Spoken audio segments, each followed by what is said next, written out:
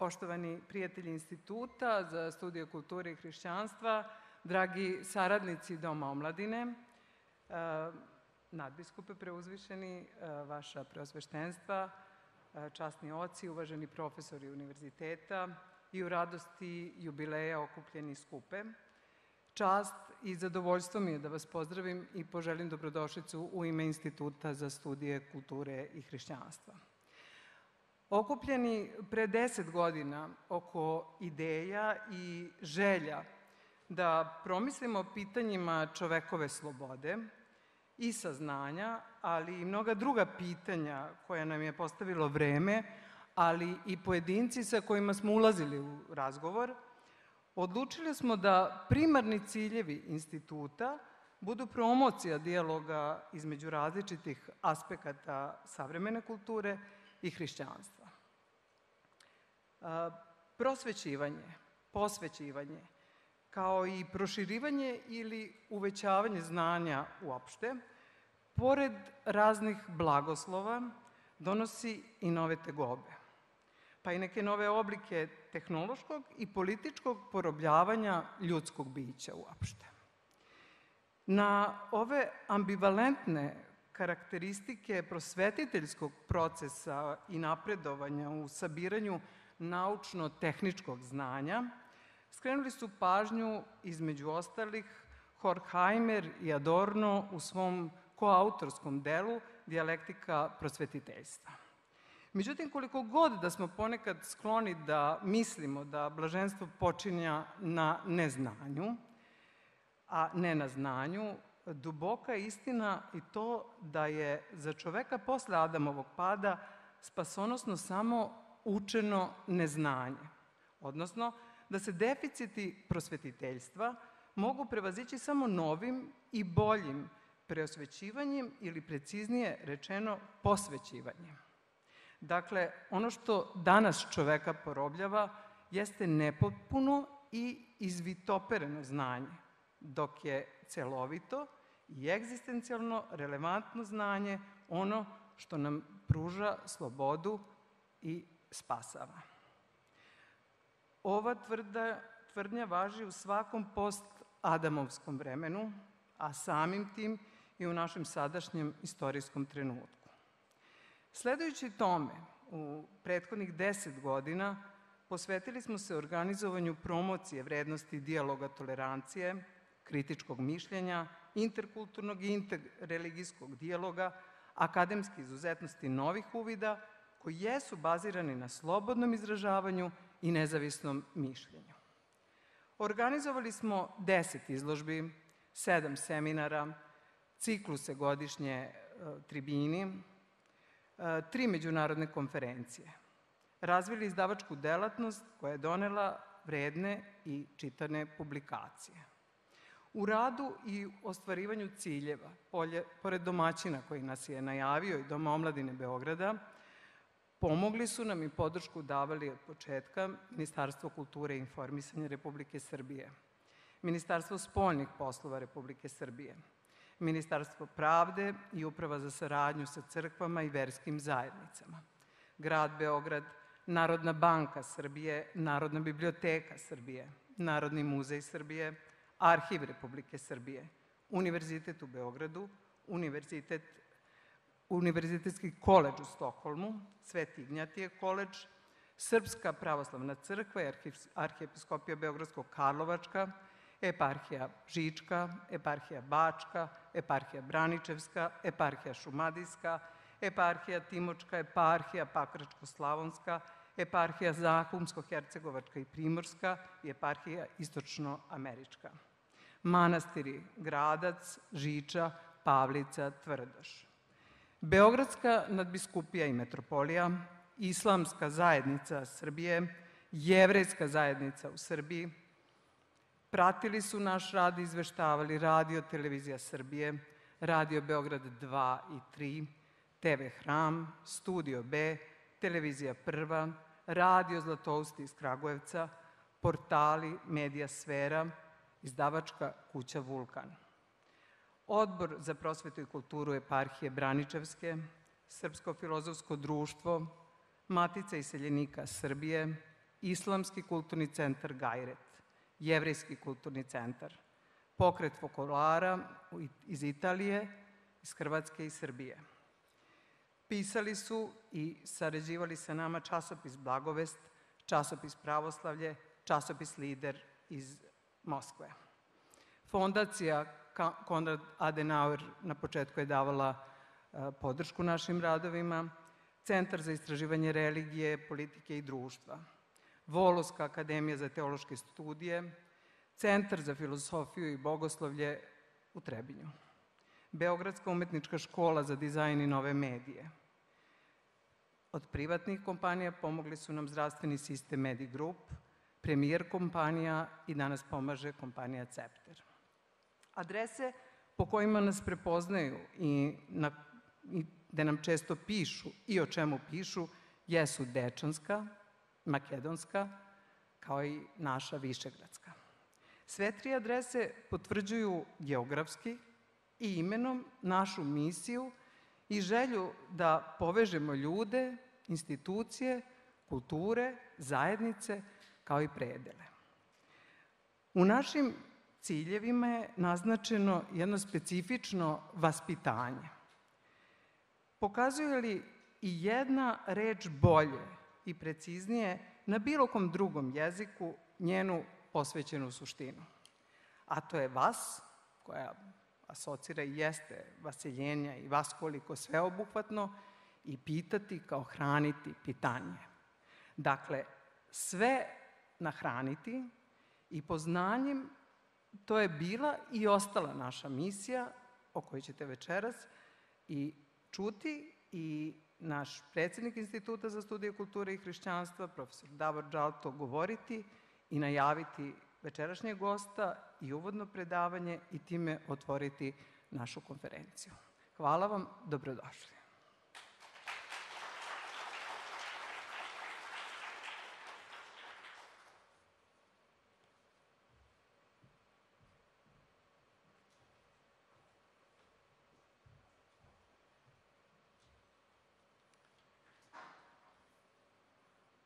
Vaša ekscelencijo, vaša preosveštenstva, dame i gospodo, dragi prijatelji Instituta, nemam ja puno toga šta da dodam. Danijela je to tako posložila i temeljno ovde predstavila da meni samo ostaje da se zahvalim svima vama što ste večeras ovde sa nama, što zajedno sa nama učestvujete u obeležavanju ovih, kako Sergej reče, prvih 10 godina rada Instituta.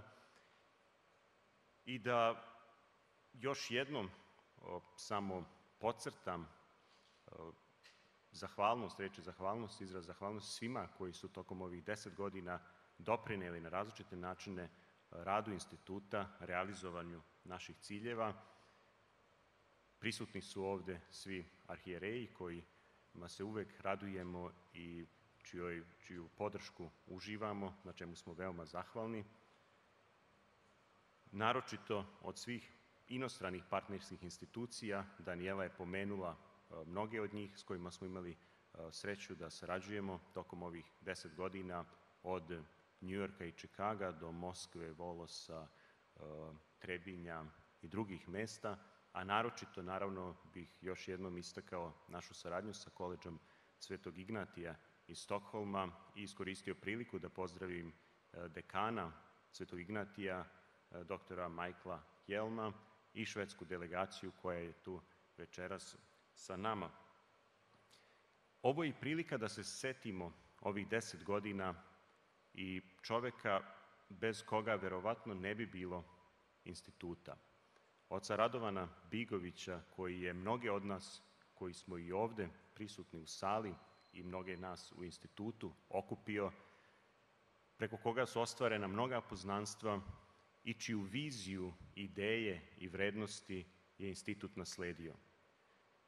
I na neki način, obeležavajući ovih 10 godina postojanja Instituta, sećamo se sa tugom preranog odlaska oca Radovana i drago mi je ovde večeras da mogu da pozdravim gospođu Bigović koja je tu sa nama. Drago nam je da ste ovde i nadamo se da ćemo vas viđati u buduće na ovim i sličnim okupljanjima.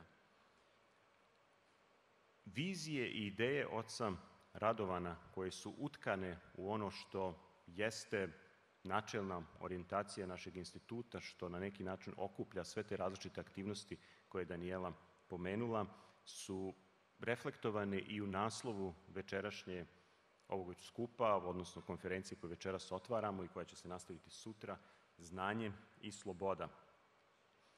Živimo u vremenu kada i znanje i sloboda često bivaju sužavani, ograničavani. I to ne samo zato što imamo neznanje koje se suprotstavlja znanju, to čak i nije obično najveća opasnost, već različite vrste znanja, nekritičkog, površnog, instrumentalnog znanja, koje onda u velikoj meri dehumanizuju čoveka i ograničavaju prostor slobode. Svedoci smo čestih etiketiranja, svođenja ljudi na neke jednostavne parole, agendi koje se plasiraju medijske, gde ukoliko niste na ovoj ili na onoj strani, onda više niste čovek i ne postoji mogućnost komunikacije. Sve ono zapravo što se suprotstavlja hrišćanskoj ideji o čoveku koji je pre svega tajna, koja se otkriva u ličnom odnosu, ali koja se nikada ne iscrpljuje. I veoma često danas, i zato smo izabrali ovu temu naše konferencije, veoma često se u ime znanja i slobode afirmiše partikularno, instrumentalno znanje i zapravo nesloboda. Gotovo kao da mnogi promoteri slobode danas se upravljaju po onoj čuvenoj Idi Aminovoj, koji je govorio da garantuje slobodu govora, ali ne i slobodu posle govora. Da veoma često današnje agende oslobođenja deluju zapravo kao agende u praksi porobljavanja.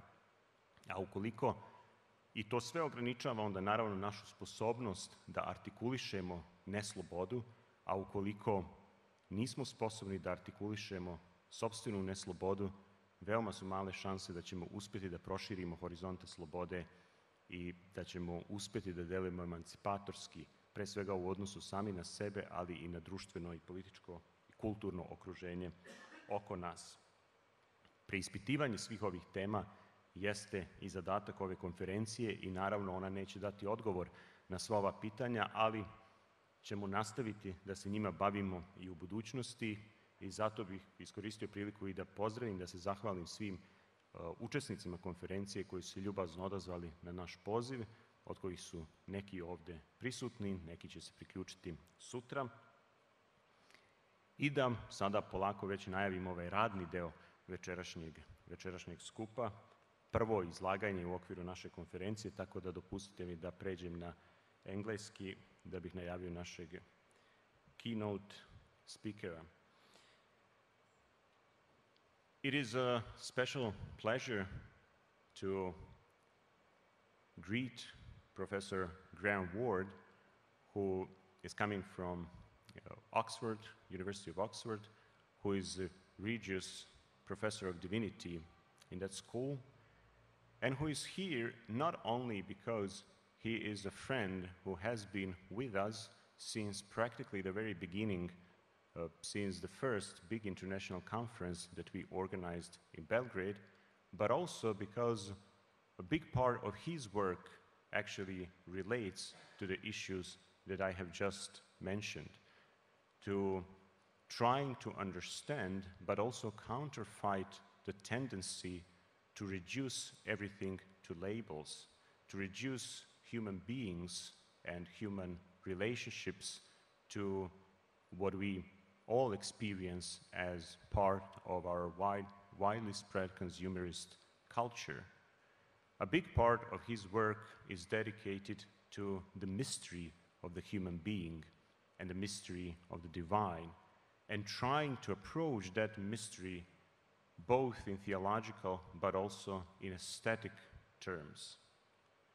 I will not go into a long list of credentials that Graham Ward has. You can find it in our program, and I hope you got a copy of the conference program. If not, it is back there in the room. You can take it later on. And you can also simply Google his name. He is here both as an expert, both as a person who, with his activities as a teacher, as a researcher, as a writer, but also as someone who is very much interested in interpersonal encounters and understanding that comes out of that very tangible human experience. All of this actually is the reason why we are so happy to have him here. And without further ado, I would like to invite Professor Ward to come to the stage. The floor is all yours. We are very happy to have you with us here. Thank you very much.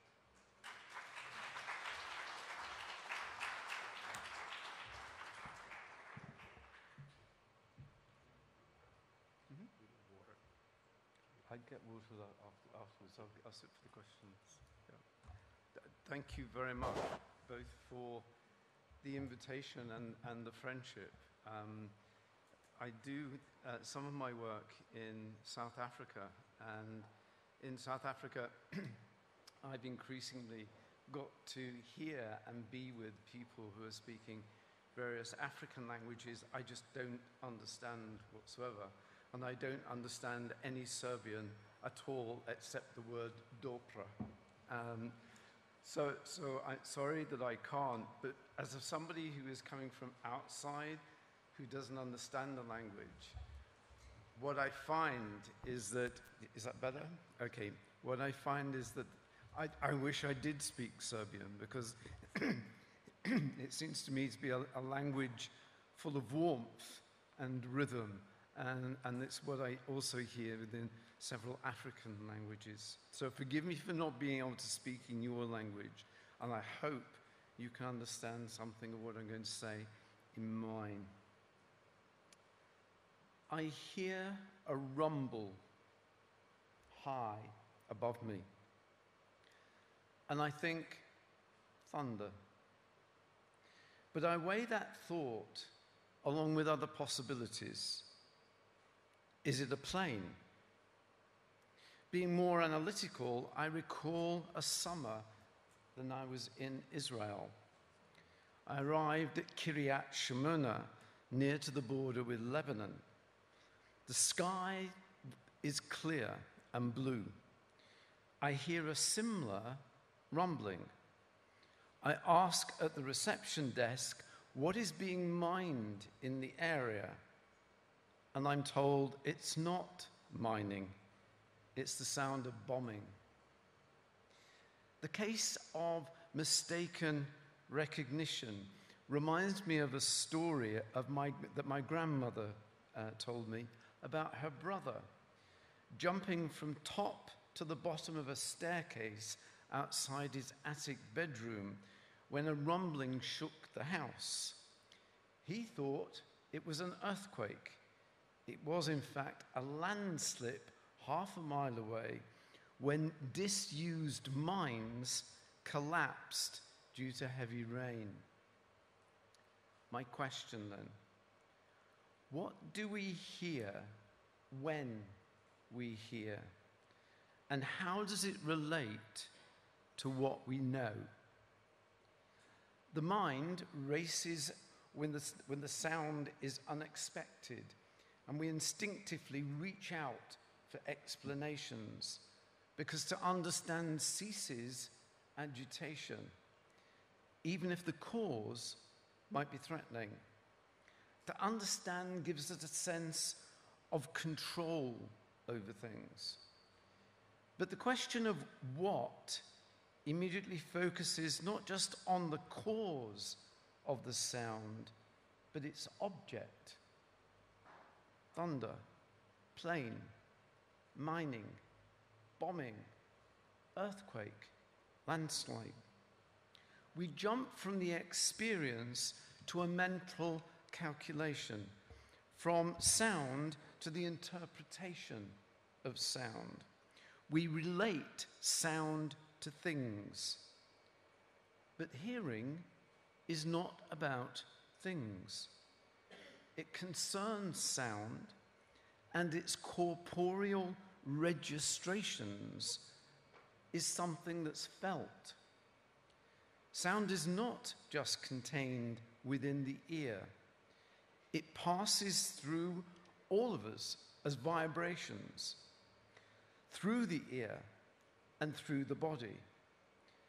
Sight gives us the object, dark clouds, lightning, or what others have witnessed, like bombs being dropped and their impact. To define the object again eases the anxiety of experiencing something and not understanding what it is. So we latch on to the interpretation. But the act of hearing lies in the sound, not its interpretation. It lies in the affective experience that's more immediate and processed through the brain much faster than any explanations. That somatic registration comes first, comes much earlier than the various mental objects we bring to any interpretation. And whatever mind is, it must be embodied. It doesn't float outside or above us. It's activated from within by external sensation. It responds, in other words, to what is felt. The object making the sound may be identified or identifiable, but this is secondary and a later occurrence. And we might be right. It was thunder. Or we might be wrong. It was bombing, not mining. The identification process is deductive, and it's way downstream of the sentient process prompted by the initiating stimulus that hooks up with histories of previous encounters, that may be through watching films, because I've never witnessed bombing, or people's anecdotes, like my grandmother's story. The point is this: we don't hear an object. We hear in the experience of sound as it passes through our bodies. We participate in its occurrence. The subject-object relationship is much later, when we give a grammatical account of what we have experienced. Neither is this an insider-outside distinction. That is easy to discern, because there is actually a continuum in the sound as it vibrates, and the vibrations radiate outwards and enfold our bodies. In fact, the body is a sensorium, and it's not easy to distinguish from the environment because it actively is engaged in sensing, continually alert and attentive, unless it closes down its operations and its in mental ruminations. There's no discernible point then when receiving becomes responding, or responding is not being received. Sensory stimuli are not objects out there. They are flows in which we are embodied, along with every other moving entity. We participate in these endless flows and circulations. In fact, what is primary is participation. We don't decide to participate, we are already participating. Though we can block out or narrow down that participation consciously by focusing the mind and its own inner workings, or by listening for. Listening for, like listening to, has already turned the continuum and the flow of the environment into a landscape made up of isolated objects, or objects that can be isolated. Like picking out the flute in the Papageno-Papageno's duet in Mozart's Die Zauberflöte. But just as there is another form of sounding, which is silence, so there is another form of listening that the Hebrew psalmist, calls waiting, waiting upon the Lord. The argument that I'm going to bring here is that our knowledge of God comes from listening. It does not come from seeing, since God is not visible, and the scriptures tell us that no one has seen God. But for God is spirit.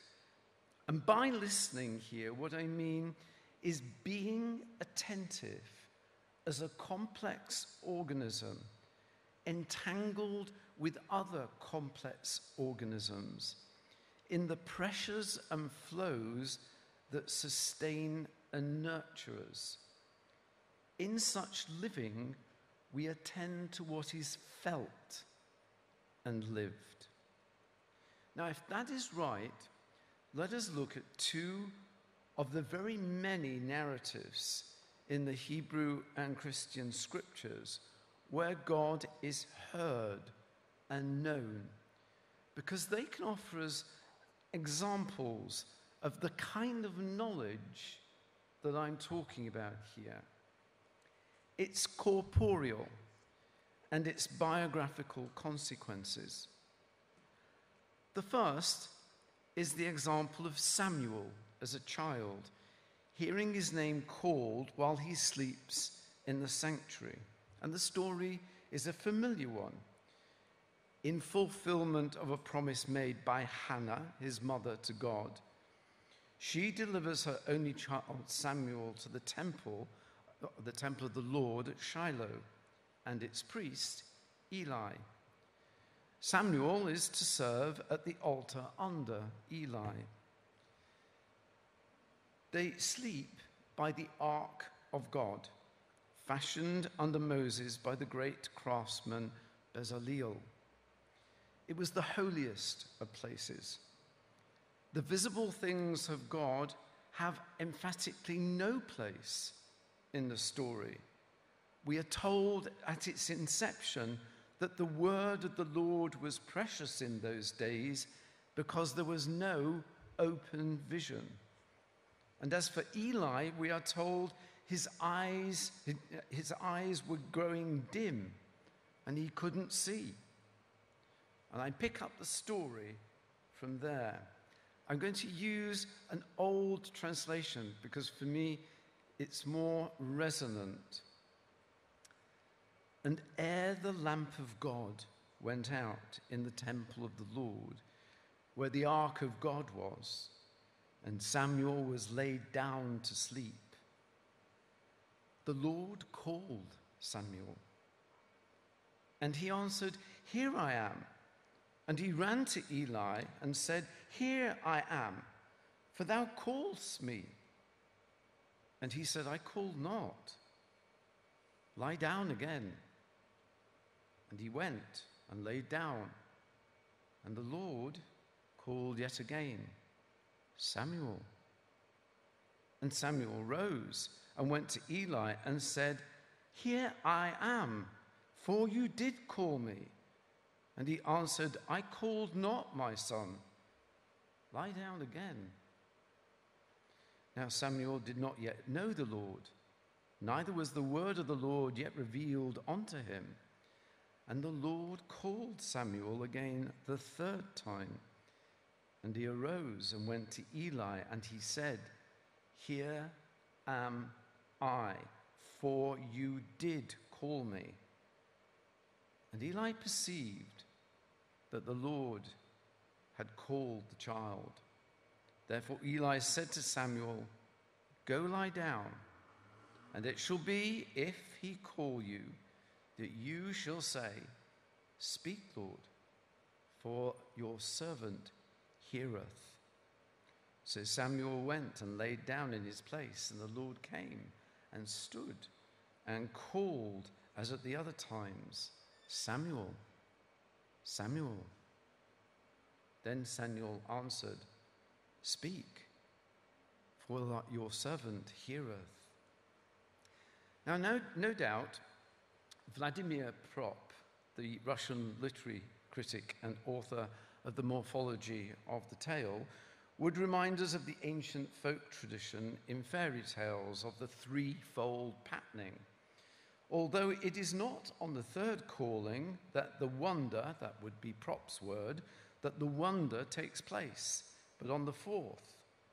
The literary character of this story is not in question, and Eric Auerbach might have made much of this, as he did with the story of Abraham and Isaac when he came to write his famous Mimesis. The minimalism of the scene setting, ere the lamp of God went out in the temple, evokes a mood and an anticipation that is timeless. And I mean that literally. Twilight is always somehow between times. And as readers and listeners, we're enfolded, as Samuel and Eli are, in those dusky hours just prior to dawn, where so often the space is provided in which ghosts make their appearance according to the ancient world. Certainly most of the classical scholars familiar with the Greek and Roman ghost stories tell us this. Here the temporal and the eternal intermingle, and the balanced contrast between the innocent and ignorant child and the weary, worldly wise old man opens up another kind of space, epistemological, a space about knowledge and understanding. My Hebrew isn't proficient enough to speak of more stylistic aspects, but when the vowel sounds were added to the old consonant-based texts, they were vowel sounds with resonance, long A's, E's, O's, and they add a certain tonality to the quartet structure and the bass rhythm of that story. We might note the epistemological gap between the plural, Elohim, God, and the singular, Yahweh, Lord. A later redaction, some might say, but to the text as we have it now, the gap deepens the strangeness of what is being recounted, a strangeness reinforced by the one visual image of God in the story. The Lord came and stood. But if the narrator saw this, Samuel does not appear to. In the guttering light from the temple lamp, Samuel may, we imagine, have seen the ark looming above him with the two cherubim whose wings almost touched each other, bearing down upon the chest that Bezaleel had fashioned for the stone tablets seen in the covenant between God and Israel. But the emphasis in the story is upon speaking, hearing, calling, listening, mistaken identifications. I called you not, my son. Lie down again. The name Samuel means heard or asked of God.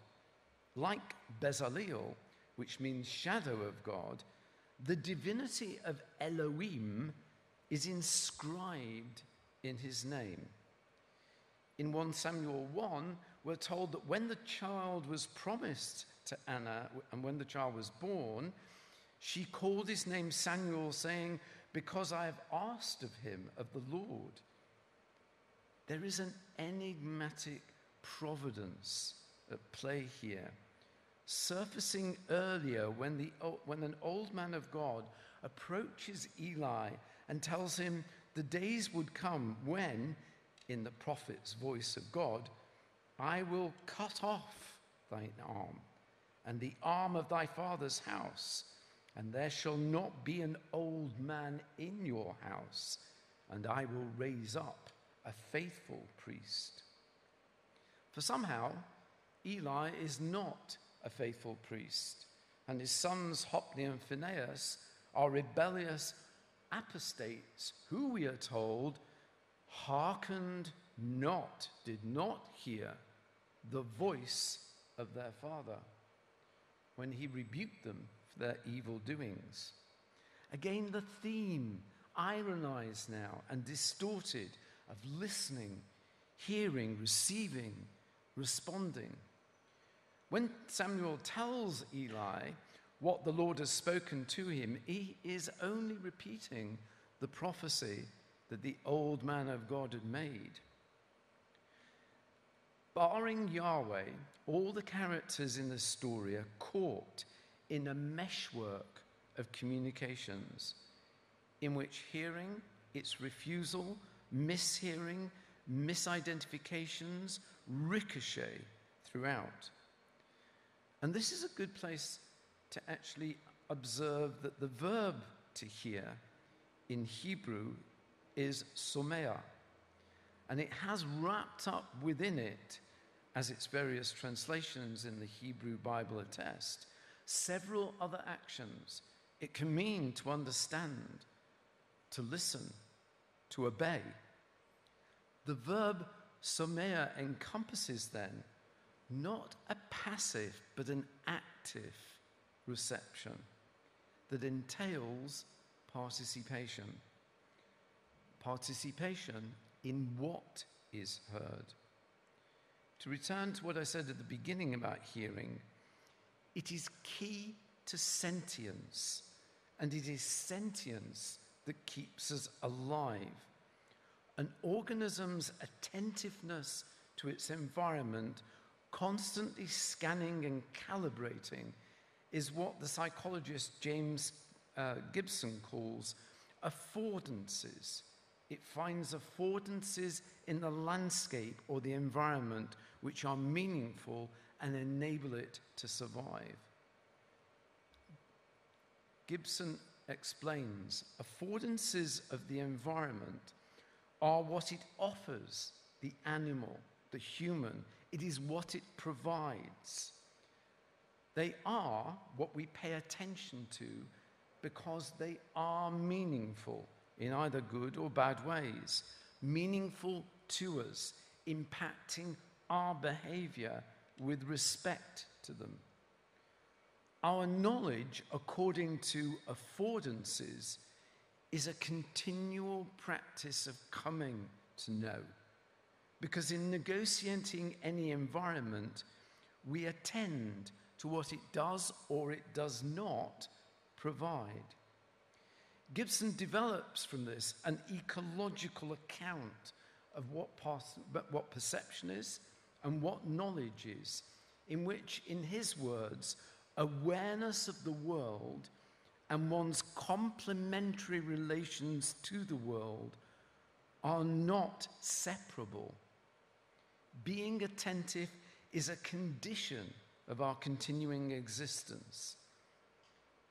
As the destinies of Eli, Hophni, and Phinehas makes clear, if we fail to listen well, then we will die. And somehow, with Gibson, that is not just a theological statement, but a biological statement. Now, let me be clear, I am not reducing divine operations to natural operations, nor conflating physiology and psychology of hearing with a theological understanding. But what I am doing is pointing the fact that we are created as organisms among other organisms. And from the story in the book of Samuel, elsewhere in the Hebrew Bible and throughout the Christian scriptures of the incarnation of Christ, the theological is not and cannot be ever divorced from the created orders to which we all belong. So when ecological philosophers wish to draw attention to the more than human world, and anthropologists are turning their examinations to the social life of spirits, and neuroscientists are attending to the inseparability of mental life from corporeal existence, then the old division between the body and the soul, and upon it all that fed into theology about nature and grace, natural and supernatural, secular and sacred, all becomes utterly without foundation. With respect to hearing, Samuel hearing God speak and Samuel hearing Eli speak, the same words are used in Hebrew. There is no new set of ears needed. And there is nothing at all in the story that makes one form of hearing material and the other immaterial, and therefore a metaphor. In the same way, when Christ in his parables speaks of those with ears let them hear, no new organs of audition are required. The deaf are healed by having their ears restored to their rightful operation. The question is then a matter of what materiality is here. And since the jury is out on that question in physics, particle and subatomic, I think it injudicious to point to two very different, distinct operations of creation on the one hand and grace on the other. There is and remains a difference with respect to grace, but it is not a difference between creation and grace or physis and grace, if by physis all that is we understand nature. The difference, as St. Paul notes in his letter to the Romans, is between works, ergon, and elective grace, elogion caritos. To my mind, this is the difference between working to make a name for ourselves and the operation of grace, whereby we come into how we are named and known in God, in the natural, that is, in the created world. We can either act with the grain of its ordering and its dynamics in God, its sacramental reality, or against the grain and in accordance with our own desire to control and to dominate, what St. Augustine would call libido dominandi. It is the gift of our freedom, but our freedom lies in serving, and we serve through attentive participation in all that is created and creative, both divine and natural. When we serve ourselves, we are not free, whatever choices we have and the decisions we make. By not participating, we imprison ourselves within our own towers of Babel. It will lead, as it led the people of Babel, to confusion. Furthermore, we cannot reduce this account of hearing in 1 Samuel to something inside and something outside. Since I said at the beginning, though there may well be an external source for the sound, hearing is an utterly internal matter. The source of sound is one thing, identification is another.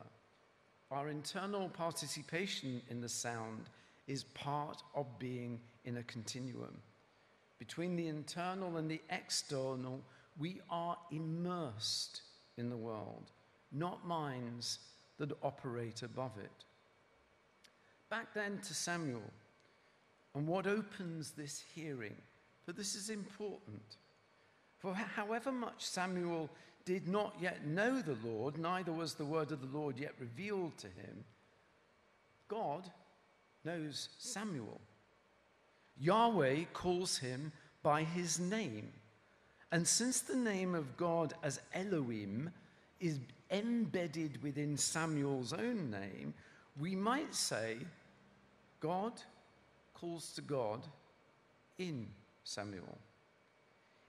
It makes sense to understand Samuel as already, with the rest of creation, dwelling in God and sleeping in the Holy of Holies in the temple is a figuring of this.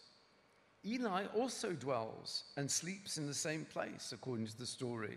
His name too has Elohim embedded in it, but he hears nothing. His ears, like his sight, are dim. And although he has enough perception to realize that the Lord had called the child, the word for perceived is wayaben, a verb associated with discernment and wisdom. This is a perception, but not one solely based in the senses, though its pressure can be felt as one feels certain vibrations of an argument that has taken place recently when walking into a room where such an argument has taken place. A sensibility is emerging for an entanglement of sensitivity and making sense, bearing no relation to what is evidently perceived. Its reception, though not at the level of sense data that's visible or evident, is close to an emotional knowledge registered prior to reasoning. To trust in its veracity or truth is to act out of faith. The child in Samuel trusts in this way when he takes Eli's instruction to return and asks the voice he has been hearing to speak.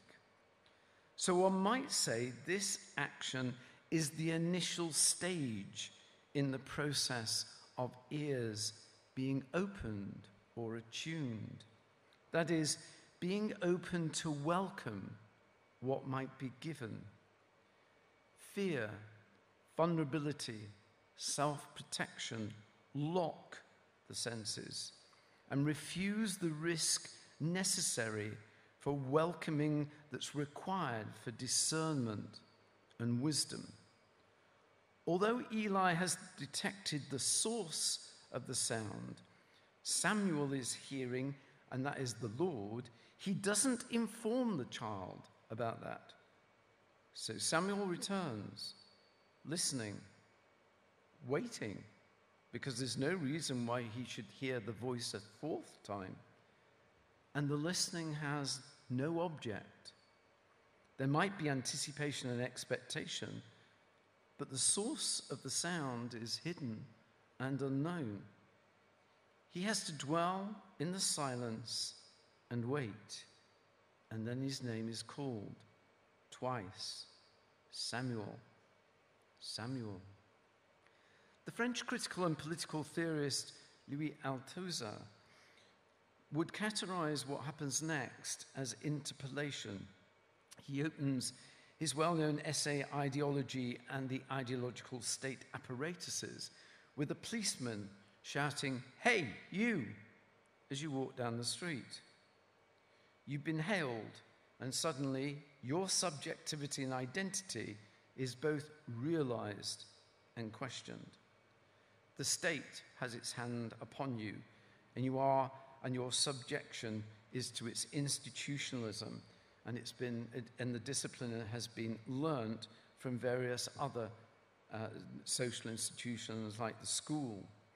But Althusser also recognized there were other forms of interpellation that did not imprison and repress, such as when a friend knocks at the door and calls, and you open it. God calls Samuel by his name. Elsewhere, I've written quite something about the theology of naming in the Pentateuch, most evident in what Harold Bloom, the Jewish scholar, has called the Book of J. Names, especially in Genesis, can change with an encounter with God. Abram becomes Abraham, and Jacob becomes Israel, for example. But Samuel's name is not changed. As we've seen, Hannah's naming of Samuel is an expression of who he is. Asked of God or heard of God, God affirms that name as not only who Samuel is, but what Samuel will be. The name is most intimate to Samuel, and in it lies his destiny. For to hear, as I said, is also in that verb, as it is in Latin, as it is in Greek, to obey. In the hearing there lies a submission to the destiny of the call. And Samuel's destiny is to be a prophet, an office he begins to fulfill when he returns to Eli and recounts what the Lord has said to him with respect to the future. Once more, time folds here in this naming and this encounter. The past of the name is realized in the present and opens up the future. In the encounter and response of the Lord calling his name, Samuel now knows the Lord, for the word of the Lord has been revealed to him. He also knows himself, and he knows what he will be. It is knowledge that issues, I submit, from a realization of that dwelling in God, what Paul, following the advent of Christ, would describe as lives hidden with Christ in God. In the New Testament, it is Christ as Lord who stands and calls. The effect on some is a change of name, like Simon to Peter and Saul to Paul. The effect on others is a recognition of themselves and a destiny. Hearing the words, "Follow me," the disciples obey. Their ears are opened. However much they stumble around trying to understand who they're following in Mark's gospel, that remains true. When Nathanael responds to Philip's suggestion to come and see in John 1, we read Jesus said to him, "Behold, an Israelite indeed, in whom there is no guile." And Nathanael said to him, "How do you know me?" And Jesus answered and said to him, "Before even Philip called, when you were under the tree, I saw you." Nathanael answered and said unto him, "Rabbi, thou art the Son of God." And Jesus answered and said to him, "You shall see greater things than these." Throughout, in that conversation, the Greek is the familiar, the thou form, su, rather than the formal you. In other words, in that intimacy of naming, there is the intimacy of the interpellation. This is the same act of hearing and knowing that we find in the story of Samuel, and a submission to a call that folds up past, present, and future. It is a hearing that brings about recognition and knowledge. A hearing that is being open, is ready to receive and believe what it receives. It is a hearing that waits in that opening, attentive. I'm going to be much shorter in my second example because I've written about this elsewhere, but it's an account that returns us to where I began, and I'm drawing now to a close, with that source of the sound and misrecognition and coming to know. And it takes place in the Gospel of John chapter 12, where we have an account of Jesus praying publicly, having entered Jerusalem to much acclaim. "Father," he says, "glorify your name." Then came a voice from heaven saying, "I have both glorified it and will glorify it again." The people, therefore, that stood by and heard it said that it had thundered. Others said, "An angel spoke to him." Jesus answered and said, "This voice came not for me, but for your sakes." Sound, as I said, reverberates, rippling through bodies which both mediate and participate in what is sounded. Whatever the interpretations there are of the sounds, all people experience the sounding. What they heard does not bypass any physiology. It operates within it. The narrator makes explicit the origin of the sound by saying it's the voice of the Father speaking from heaven. The subsequent identifications of the source are benchmarked against the narrator's knowledge. And there are two levels of response, both of which misidentify, but each in a very different way. The voice came, Jesus told them, not for me. He doesn't need the voice because, as John's Gospel proclaims, as Christ, he is the expression of the Father. His will is in total harmony with the Father's. Later, Jesus will tell the disciples, "He that receives me receives him that sent me." And when Philip asks him, "Show us the Father, and it suffices," Jesus answered, "Have I been such a long time with you, and yet you do not know me, Philip?" Again, the intimacy of the name. "I am in the Father, and the Father in me. The words that I speak to you, I speak not of myself." So the voice from heaven belongs to the Son as much as to the Father. The source of the sound, therefore, is as much interior to Jesus as exterior. In fact, like hearing itself, in the body of Jesus Christ, there is a folding of the difference between interior and exterior, a continuum between creation, creator, and created. So this speaking then is a Trinitarian act for your sakes. The effect of the sound both judges and distinguishes among the people. Those who identify it with thunder register the sensory data, but superficially.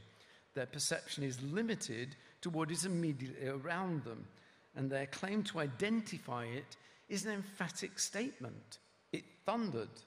There's no hesitation here, and the statement puts a full stop to any further inquiry. Because this man and what he is saying is strange and disturbing, they are assured and reassured by what they know or claim to know. And then comes a second misidentification. There's a recognition of the voice, even a voice from heaven, since they say it's an angelic voice, but it is not a voice for them. The voice spoke only to him. So while there is some deeper reception and understanding, there is also a distancing from participating in the sound. It's not for them. There is hearing, but it is deemed as overhearing, an exchange that has no reference to them. What neither of these responses identify is the name. Glorify, Father, glorify thy name. Unlike Samuel, the name of God is not written into their own names. When I did that passage before, what I was concentrating on was the different levels of the ability to receive. But it actually might be understood as pointing to the different levels of the ability to hear, where the ability is turned, tuned, disciplined by allowing the sound to penetrate, ripple through attentive bodies. Those who take what they hear as thunder do not allow what is heard to sound deep within themselves. There's noise, it interferes with their self-possession and the world as they know it. It distracts from what they've come for, which is the spectacle of a man called a prophet who the Greeks desired to see. There's noise, not sound.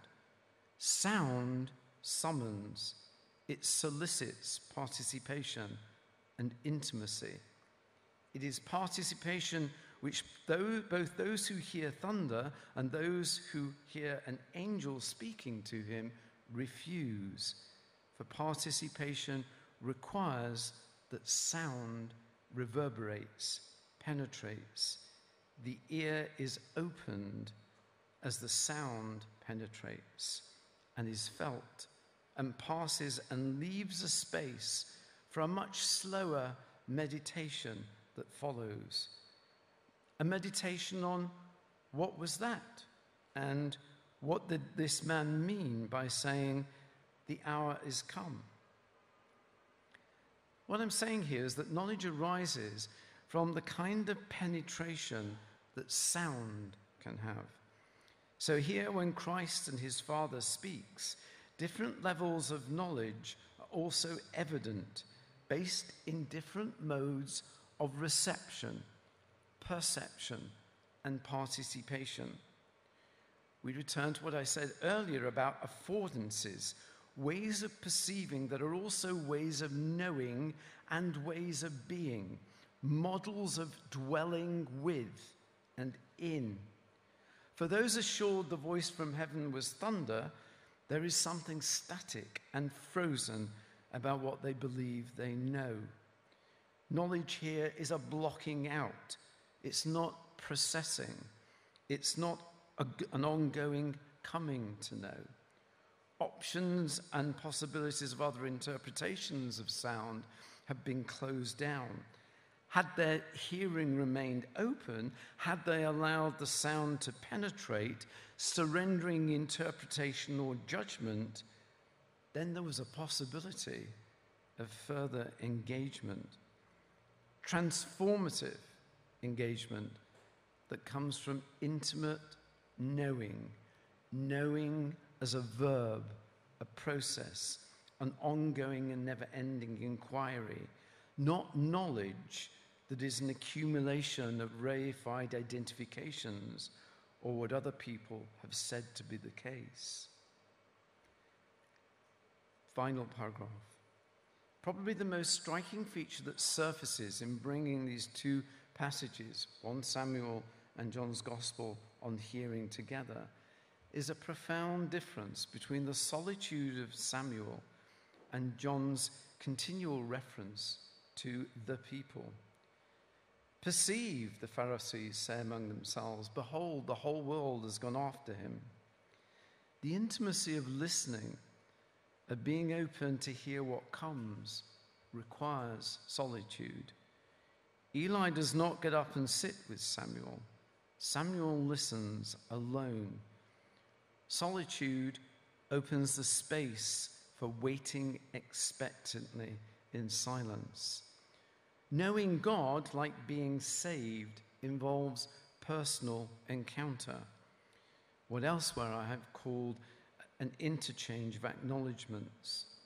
And with that, finally, we return to the question that I hope I've shed some light on.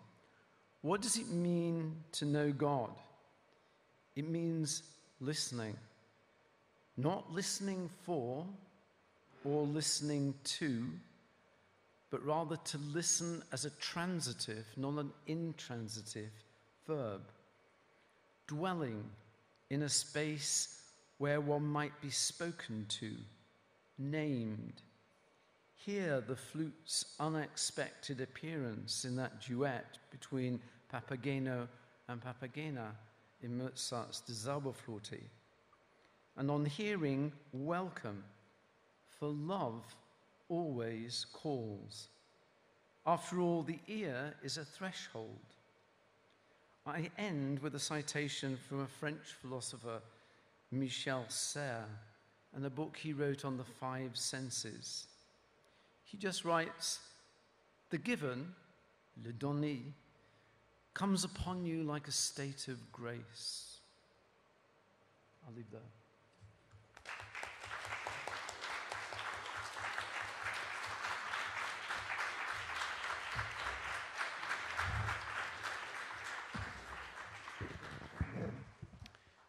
Thank you so much, Graham, for this lovely presentation that opens many questions.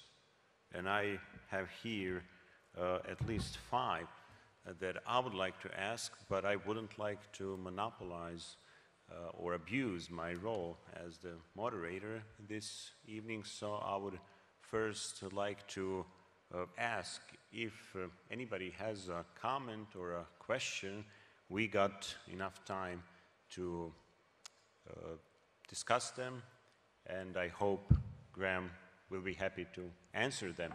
The mic is here, so yes. Samo jedan trenutak.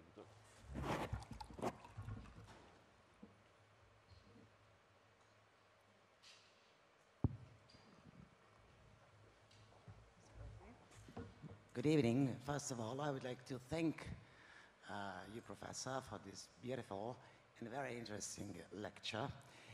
And the second thing, it's required to present myself. My name is Davor Džalto. I'm a university professor here in Belgrade.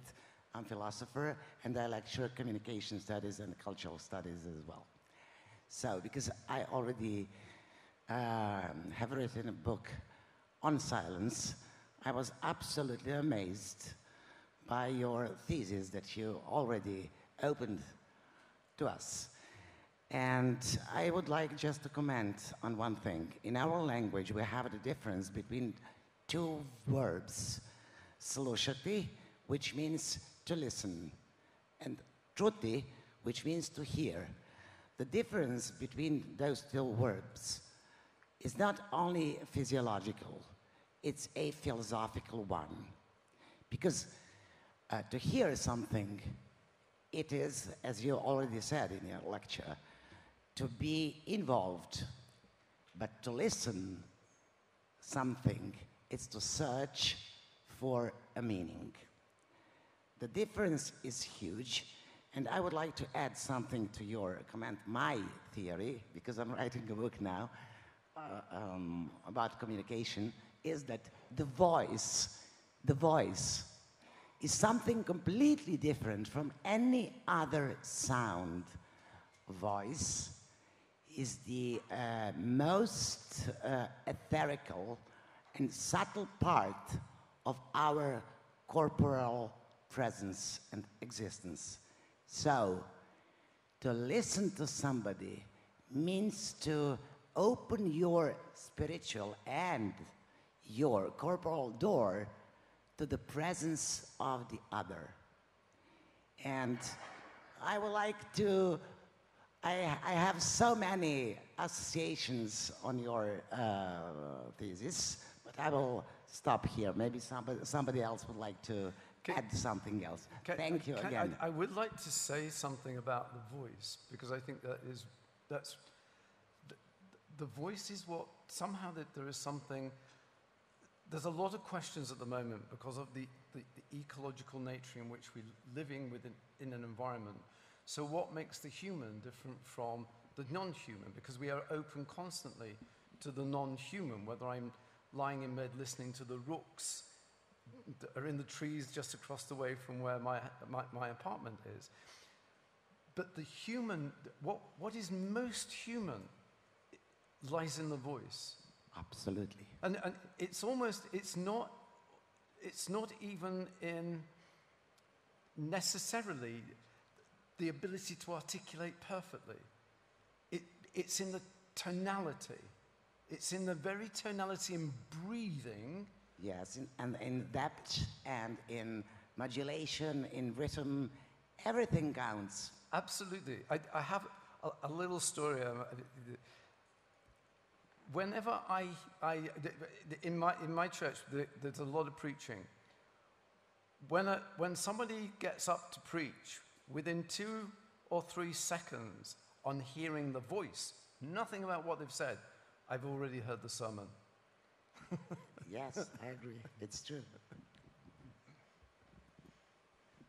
Kindly allow me to join in offering accolades for your superlative presentation this evening.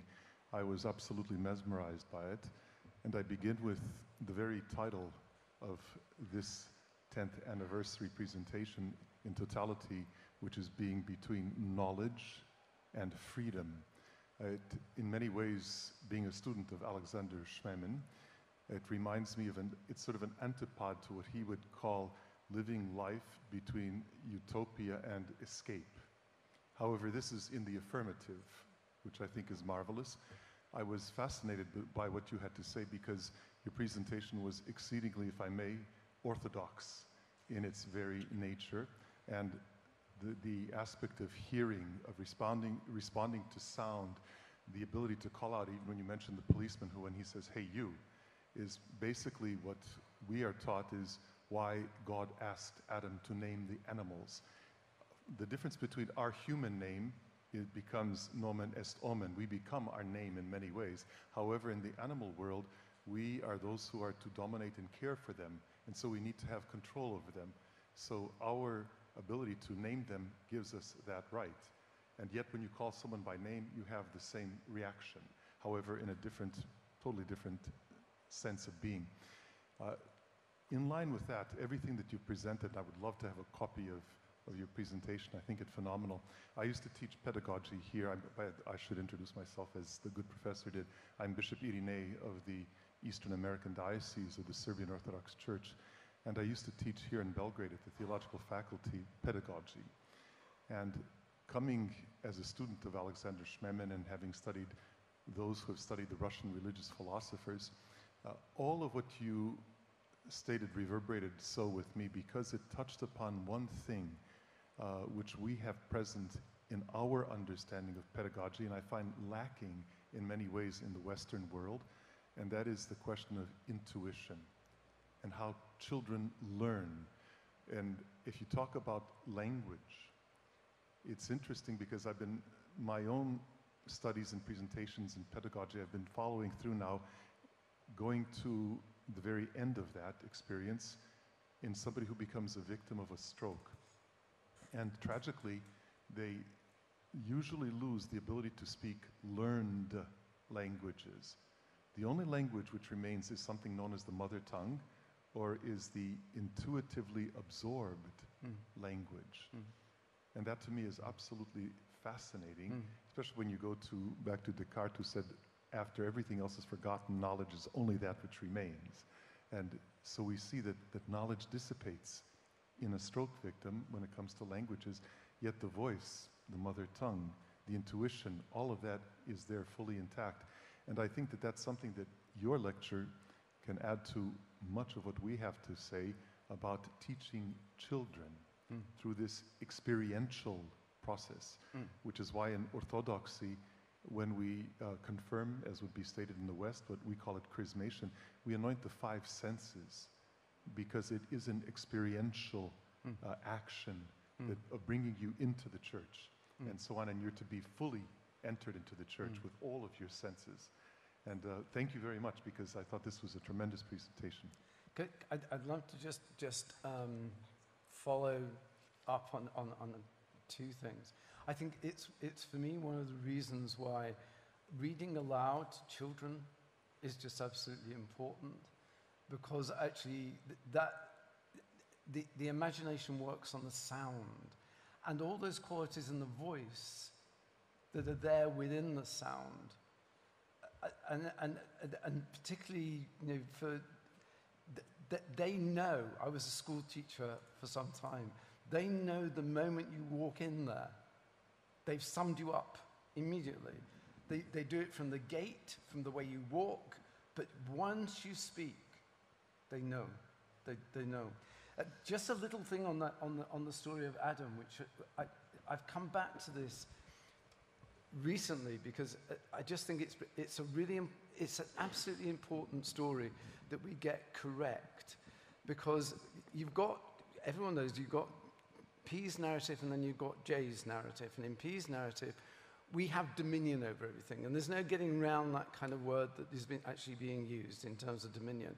What is lovely is that J's narrative offers a different account, because although the animals, you know, we name them, therefore we have control over them, there are 2 other aspects of that I find fascinating.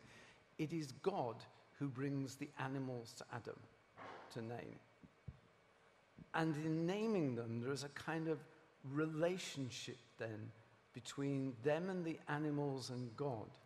And again, it comes back to that, the intimacy of naming, that when you name something, actually you bring it into yourself, so you have a relationship.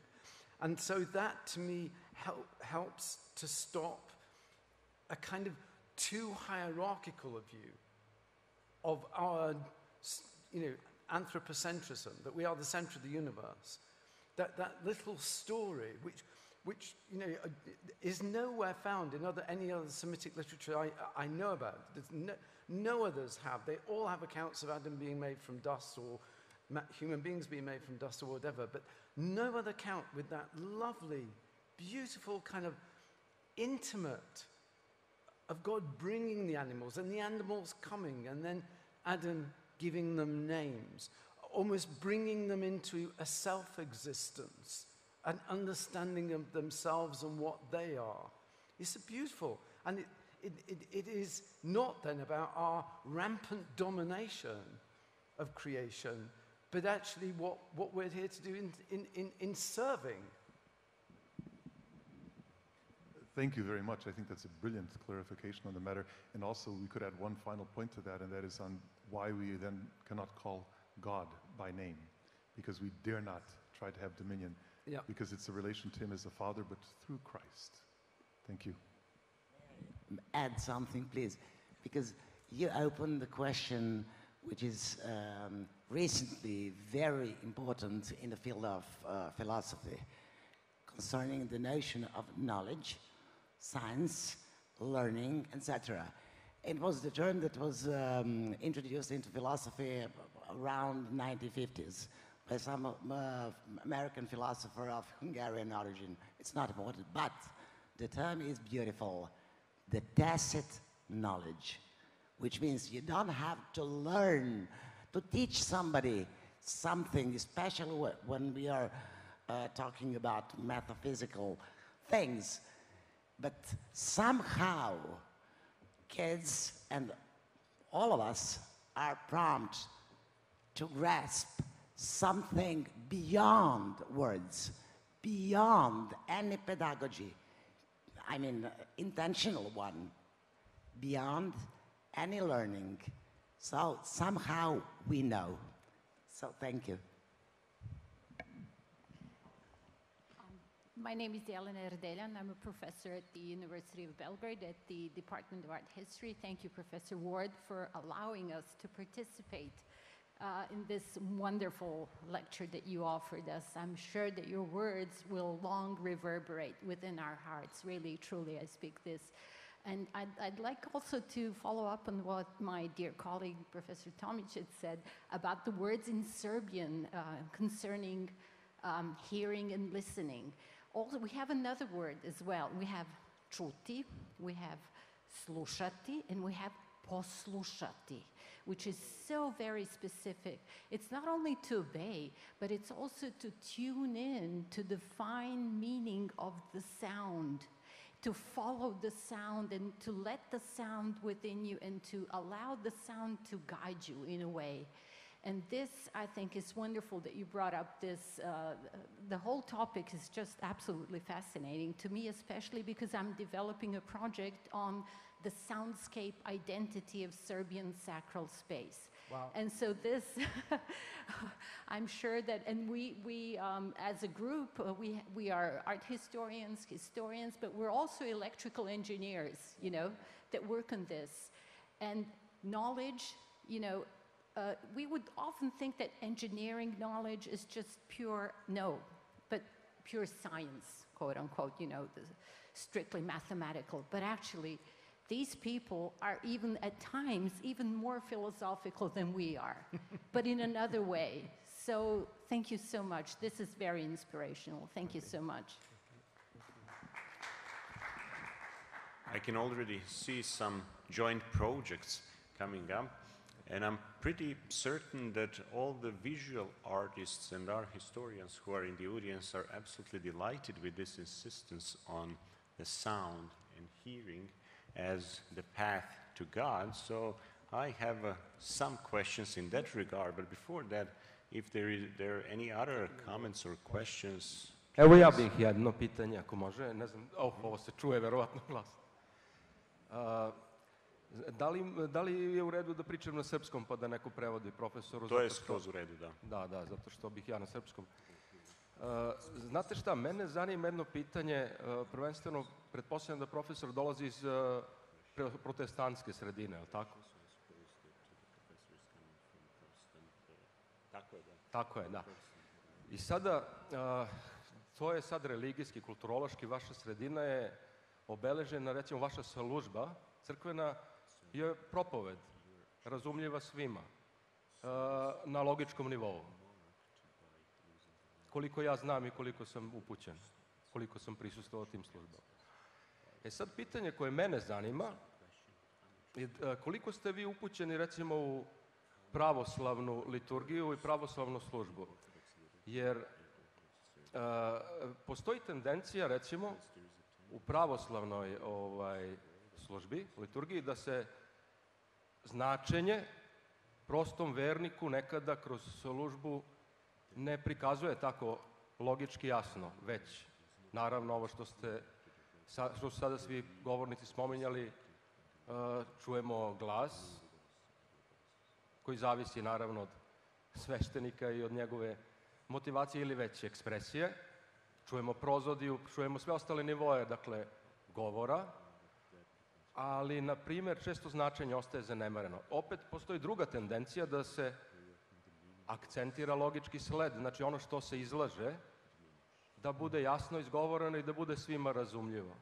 Sad ne znam da li ste vi baš prava adresa za ovo pitanje, ali hteo sam da podstaknem publiku, pošto je to moj predmet interesovanja, a vezano je za hrišćanstvo i kulturu, da iskomentarišemo malo i to. Hvala. Thank you.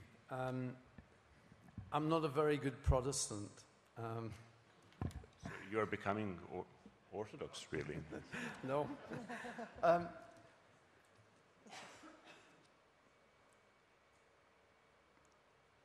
My understanding of the Orthodox tradition really comes through my love of patristic Greek texts, and they were the way in which I came to understand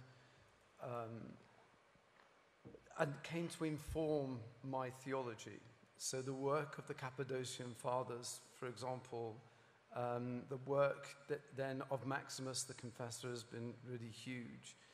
And we have a link into Western theology through John Scotus Origena, who translated Studie Dionysius and Maximus the Confessor, and in the 9th century brought some of that teaching into the Western Christianity. Increasingly, I have been drawn most particularly to, and I don't think it's just me, that there has been a move towards understanding what liturgy is and what it does.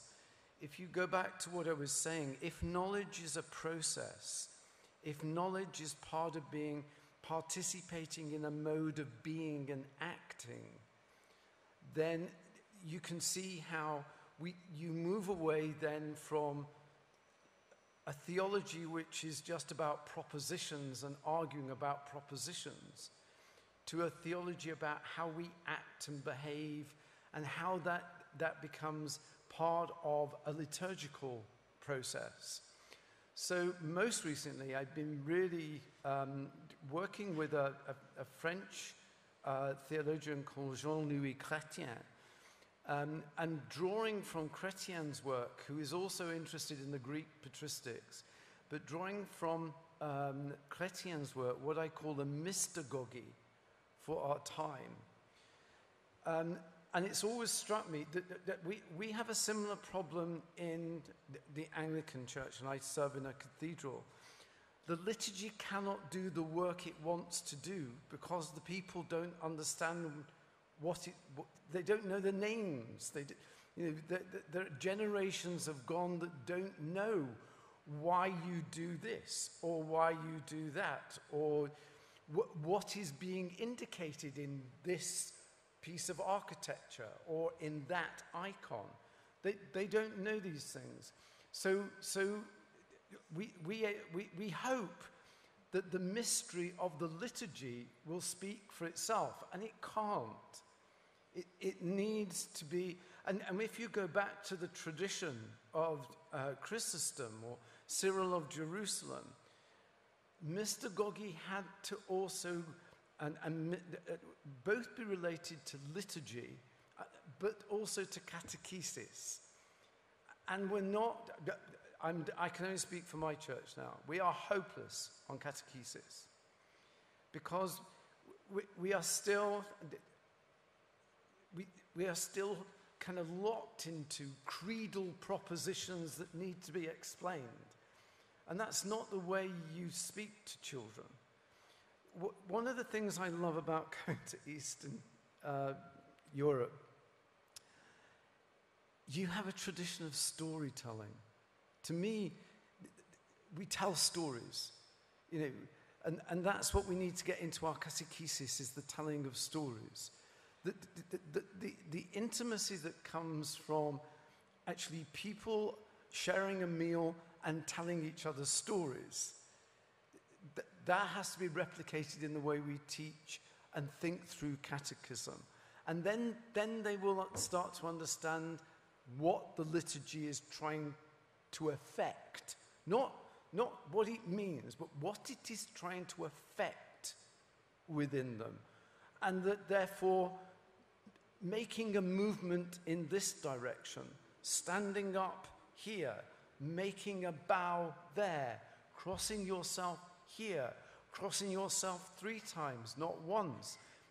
All that can be part of a storytelling culture, rather than just trying to give propositional meanings. And it seems to me that if you go back to someone like Cyril of Jerusalem, with his catechesis and then his mystagogy, he's getting the catechumens together, and he's utterly theatrical, because he gets them together in the dark of the cathedral around his episcopal throne or the basilica, and he speaks to them in the semi-darkness. And there's nothing wrong with that theatrical. We need to do that because it captures the imagination in the way that liturgy should capture the imagination. And we need to work, in my church we need to work at that, because the liturgy itself cannot do the work unless people give some understanding of what it is trying to do. Your ears are closed because you don't understand what's happening. You hear it, but that's all. Just one other thing that helps, and it reminds me, because when I was in your St. Mark's today, it reminded me, and that is, if I am totally honest, and the night before last I was saying this to my bishop, if I was totally honest, the people coming to church and coming to the cathedral on Sunday, and sometimes we have congregations of 300-400 people, the people are not coming for my sermon. They are not coming for X's celebration of the Eucharist. They're coming because where they do find a link is the choir and the music. And when I was in St. Mark's today, there was singing, and it was just profoundly resonant. That they can take away, but they don't understand the relationship between the music and the liturgy. But they are participating and being affected by the music. Sorry, that's a very long answer, because the question's good. Both the question and the answer were good. We still have some time for one last question or comment. I osjećajte se slobodni. You should ask this question, because I know the question My you're questions going to are ask. usually long and not always terribly exciting, but I will if there is nobody else to join in. I ako je neko također hoće na srpskom da postavi pitanje, to nije problem, prevešćemo ili da uputi komentar. Okay, if not, I'll use these last couple of minutes. But since you already know, so why don't you just answer it? I want to hear you tell me about icons first. No, but I wanted to put it in a different way. Okay. So I understand, as you mentioned at the very beginning, that understanding is usually understood or can be understood as something that gives us a sense of control. Mm-hmm. Or we can say particular types of understanding, or as it has been said many times, that very often to define actually reveals our intention to control, to get hold over things.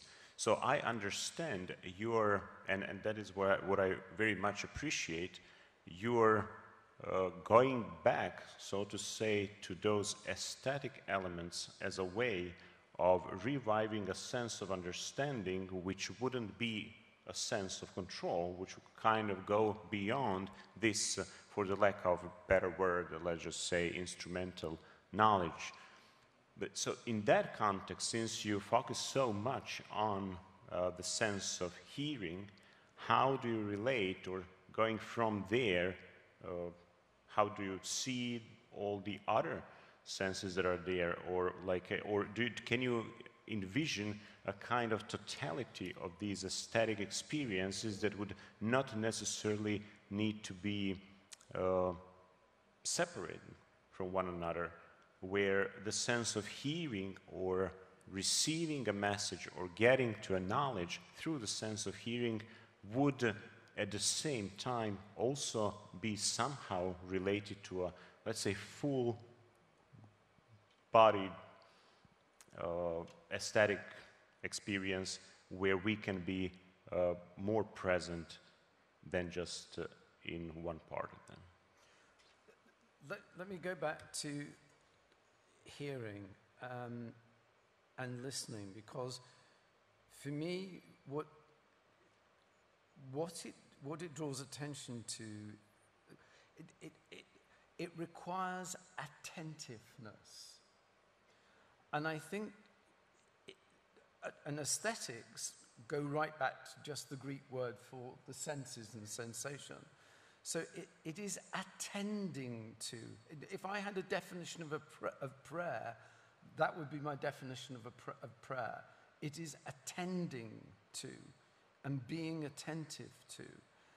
And so, yes, I wanted to do hearing because that's such an important one, and particularly because of its link with the way in which hearing immediately translates into action in terms of the meaning also with obeying. That immediately, if you allow the sound to enter you, you cannot be indifferent. You are caught up, you are participating.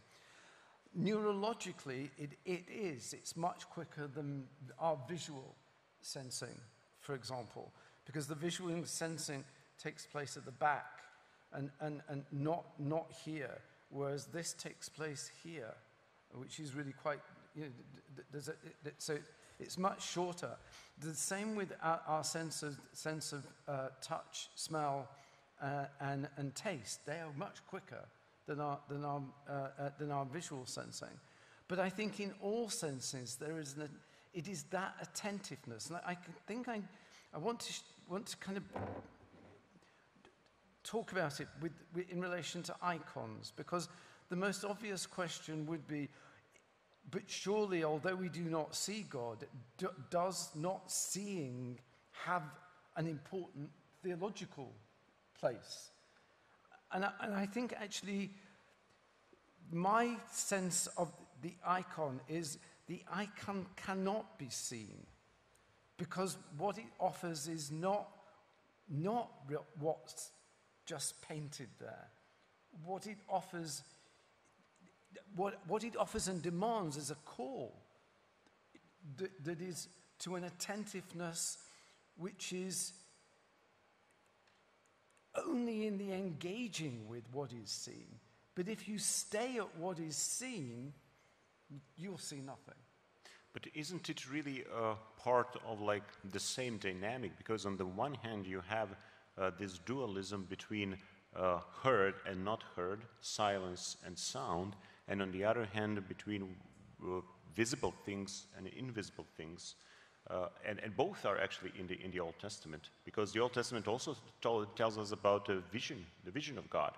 So it's not only about hearing the voice which doesn't have a body, but also about seeing the presence of the Lord or angels and so on. So don't we actually deal there with this kind of mirror image that includes both of those senses? And I think it will. I'm not trying to play down any of the other... No, but I need to play senses. The role of devil's advocate. But in coming back to notions of attunement, notions of attentiveness to what is being received, then that is all. That includes all the senses. What for me is important is that actually in the medieval period there was a tendency in Western theology to divide sensing from spiritual sensing, as if they were so different. And so you've got a whole lot of people... A tragic mistake. And that is what... I think, we have more awareness now because of our ecological understandings of being part of an environment and being immersed in the world, and that our dwelling is within the world. We have more of a way in actually saying, look, this is just a mistake. You're divorcing the spiritual from the the spiritual from the physical. You're divorcing the carnal from the mystical. And we have no other means of actually receiving this.